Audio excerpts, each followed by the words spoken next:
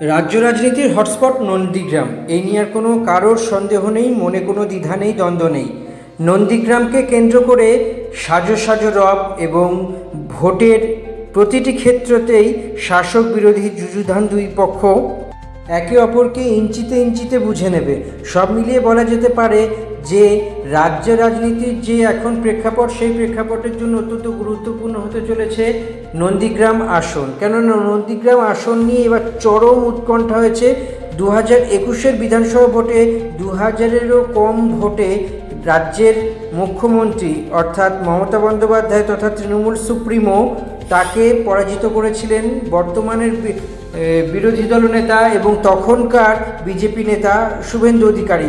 ফলে সেই সময় থেকে সিটটি নিয়ে দারুণ একটা শাসক বিরোধী দুই দলের মধ্যে বড়সড় মতভেদ এবং বড়সড় প্রকারান্তর তৈরি হয়েছে। সব মিলিয়ে বলা যেতে পারে যে এই নন্দীগ্রাম আসনটি অত্যন্ত গুরুত্বপূর্ণ একটি পদক্ষেপ হতে চলেছে। সব মিলিয়ে বলা যেতে পারে রাজ্য রাজনীতির কেন্দ্রবিন্দুতে থাকা নন্দীগ্রামের আসনে প্রার্থী দেওয়ার ক্ষেত্রে ব্যাপক চমক দেখতে পাওয়া গিয়েছে। কারণ সকালেই পবিত্র কর একদা শুভেন্দু ঘনিষ্ঠ এবং 2021-এর নন্দীগ্রাম বিধানসভা ভোটে বিজেপির হয়ে মাস্টার মাইন্ডের কাজ করেছিলেন পবিত্র কর।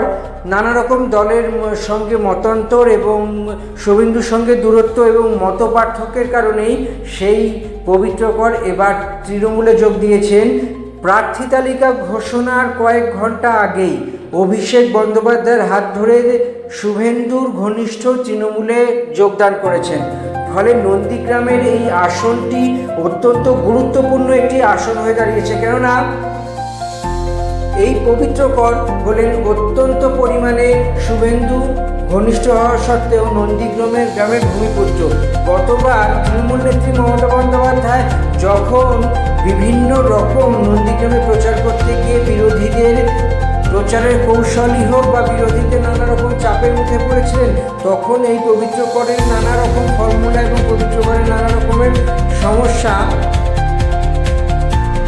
ফেলেছিল এবং সেই সমস্যার জন্য পরবর্তীকালে দেখতে পাওয়া যায় যে তৃণমূল কংগ্রেস এইখানের ভোটে পরাজিত হয়। 2000-এরও কম ভোটে তৃণমূল কংগ্রেস পরাজিত হয়েছে। এর ফলে বলাই যায় যে এই নন্দীগ্রামের আসনটি অত্যন্ত গুরুত্বপূর্ণ একটি আসন হয়ে দাঁড়িয়েছে প্রায় সবার কাছে। সব মিলিয়ে বলা যেতে পারে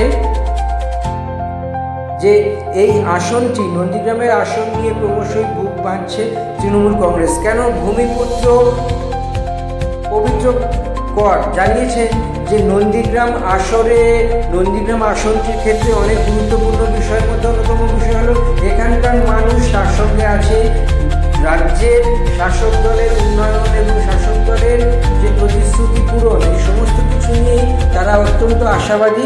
ফলত তিনি এই কথা বলেছেন যে এবার ফলাফলই বলে দেবে যে তিনি কতটা সত্যি কথা বলছেন না।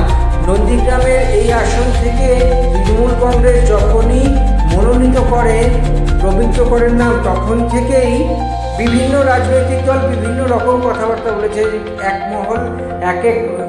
মহল থেকে শুনতে পাওয়া যাচ্ছে যে নন্দীগ্রাম আসনটি তৃণমূল বিজেপিকে উপহার দিয়ে দিল, ওয়াক ওভার দিয়ে দিল। অনেকে আবার বলছে যে নন্দীগ্রামের আসনটি হালকা করে দিল তৃণমূল কংগ্রেস। এবং একই সঙ্গে বলা যেতে পারে যে বিজেপির পক্ষ থেকে নন্দীগ্রাম আসনটিকে জেতা সহজ রাস্তা করে দিয়েছে। আবার কিছু মহল বলছে যে না, নন্দীগ্রামের ভূমিপুত্র অর্থাৎ পবিত্র কর নন্দীগ্রামের এই যে অবস্থা, সেই নন্দীগ্রামের অবস্থা থেকে বুঝে শুনে এবং মাটির ভাইব্রেশন বা কম্পনটাকে অনুভূত করে অর্থাৎ মাটির কাছাকাছি থেকে লড়বে। গতবারের বিধানসভা ভোটে অর্থাৎ 2021-এর বিধানসভা ভোটের গণনার দিন নানা রকমের কারচুপির অভিযোগ উঠেছিল। অন্তত শাসক দলের পক্ষ থেকে তেমনই অভিযোগ করা হয় যে লোডশেডিং হয়ে গিয়েছিল গোনার পরপর। কোনো বিভিন্ন সংবাদ মাধ্যমে ছড়িয়ে গিয়েছিল মমতা বন্দ্যোপাধ্যায় জিতে গিয়েছেন, কিন্তু পরবর্তীকালে দেখা গেল যে সেই জেতার খবরটি নয়। তৃণমূল কংগ্রেস প্রায় এখানে 2000-এর কাছাকাছি ভোটে 2000-এর কম ভোটে পরাজিত হয়েছে। ফলে সেই নিয়ে নানা রকম তর্ক বিতর্ক বিতর্ক, বাকবিতণ্ডা, স্লোগান পাল্টা স্লোগান, নানা রকম কথাবার্তা তো চলছেই, কিন্তু সবথেকে বড় বিষয় হলো এই নন্দীগ্রামের আসনটি নিয়ে নতুন করে এবারের বিধানসভা ভোটে লড়াই চলছে। এবং গতবারের বিধানসভার যে ফল হয়েছিল, অর্থাৎ 2000-এরও কম ভোটে মুখ্যমন্ত্রী মমতা বন্দ্যোপাধ্যায় হেরেছিলেন, সেই মামলাটি বিচার বিবেচনাধীন এখনও। ফলত দেখতে পাওয়া যাচ্ছে যে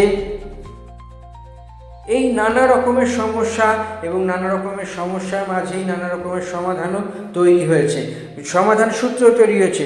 সব মিলিয়ে বলা যেতে পারে নন্দীগ্রামের আসনে ভূমিপুত্র পবিত্রকর তৃণমূলকে কি আসনটি উপহার দিতে পারবে, নাকি না শুভেন্দুর কাছে একতরফা আত্মসমর্পণ হবে, সেই বিষয়টি এখন দেখার সময় এসেছে। আর কয়েক সপ্তাহের মধ্যে তা প্রকাশিত হবে। 4 মে ফলাফলেই বুঝতে পারা যাবে তৃণমূলের দাবি না বিজেপির দাবি, আসলে কোন দাবিটি সত্যি বা কোন দাবিটি সত্য প্রমাণিত হল।